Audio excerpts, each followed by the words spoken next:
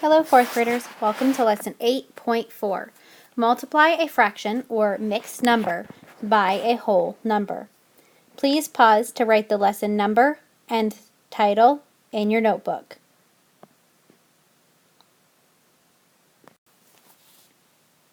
Today's lesson objective is I can multiply a fraction by a whole number.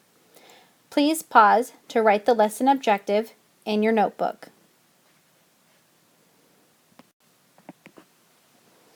Let's begin by reading our Unlock the Problem. It says, Christina is planning a dance routine. At the end of each measure of music, she will make a 1 1/4 turn. How many turns will she make for the first 3 measures of music? Well, let's look at our green box for more information. It says, will Christina make more than or less than 1 1/4 turns in 3 measures of music? Well, if every single measure of music she makes 1 1/4, then it would be like 1 1/4 plus 1 1/4 plus 1 1/4. So she will make more than 1 1/4 turns. Okay, let's also think, what operation will we use? Well, I used repeated addition to model my thinking, but I think repeated addition would also lead us to multiplication.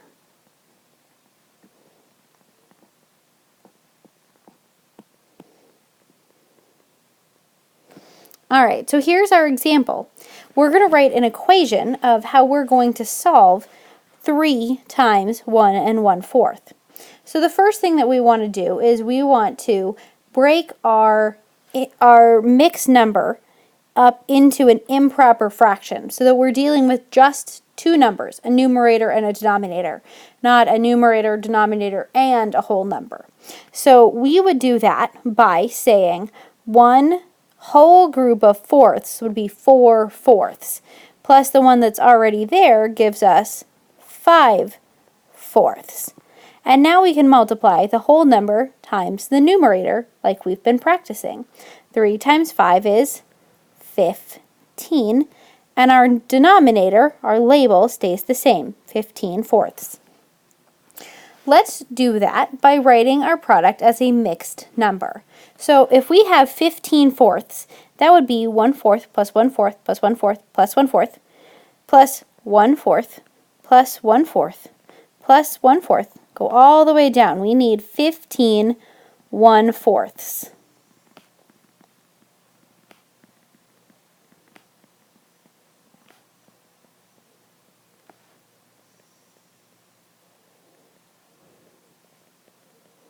Sorry, that last one there's a little sloppy. Let me fix it. That's a 4th. 1/4. Okay, and every time we have 4 of them, that means we have a group of 1 because 4/4 is a whole. So here is 1 group of 4, 2 groups of 4, 3 groups of 4, and then we have 3 left over, so we can't count that as a whole number. So we have 1, 2, 3 whole groups of 4, 4/4, and then we have 3 leftover pieces. So then we have 3/4. And then we can write that into our mixed number. We have 3 plus 3/4, or 3 3/4. So Christina will make 3 whole turns and 3/4 of a turn.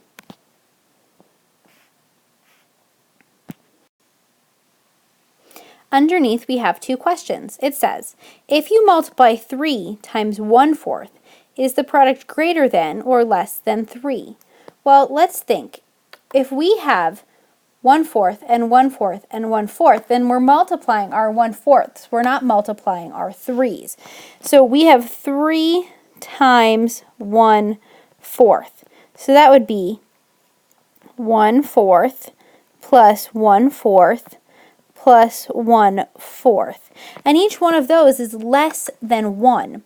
So if we're adding less than 1, less than 1, less than 1, are we going to be able to get to 3?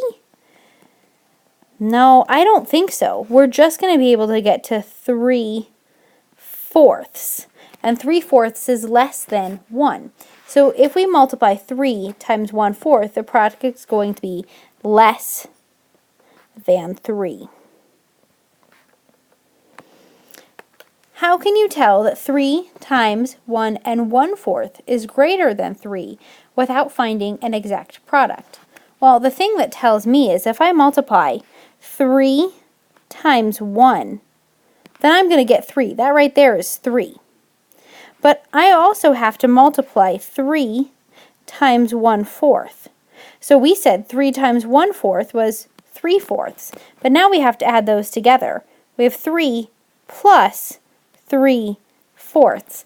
And that means that it's going to be more than 3. Because anytime I multiply by something bigger than 1, it's going to be bigger than the number I multiplied by. So if you multiply by a number greater than 1, your product will get larger. Make sure you have that written down before we move on to the next page.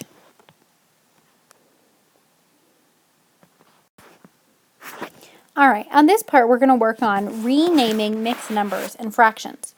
We can use multiplication and division to rename fractions into mixed numbers. So if we look at 8 1/5 as a fraction, then we know that 8 1/5 is the same as saying 8 plus 1/5. So that means that we're multiplying 8 times 1 plus 1/5. And 8 times 1, we know that if I say 5 over 5, it's the same thing as 1. And I picked 5s because my denominator over here is 5. And I wanted my two denominators to match. So now I can say, all right, if 8 times 5 is 40, and my denominator still matches, fifths, then it's 40/5 plus 1/5. And 40 plus 1 is 41. And then our denominator is still fifths. So to take 8 1/5 into an improper fraction so that we can deal with it easier, we call it 41/5. We can also do an improper fraction into a mixed number by dividing. So we want to know how many groups of 5, because that's our divisor, are in 32/5. So we're going to divide 32 by 5. Well, 30 goes into 5 6 times, which is 30, but I'm left over with 30. I'm left over with 2. Okay, so that means that my answer is 6 remainder 2. And you'll remember from when we did division that that means this is my whole number, 6, and I have 2 pieces left over out of 5. So here's the 2, this was my remainder, and here's the 5, it was my divisor. That's how I got the 2/5. So 32/5 is the same as 6 2/5. That's kind of a tricky concept, going from mixed number to whole number, improper fraction, and back. We will practice that tomorrow in class. Please make sure you have everything written down. We will continue in the Try This section tomorrow in class. You're almost finished. When you're sure you understand this lesson, go back to your teacher's website and complete the exit slip. See you tomorrow.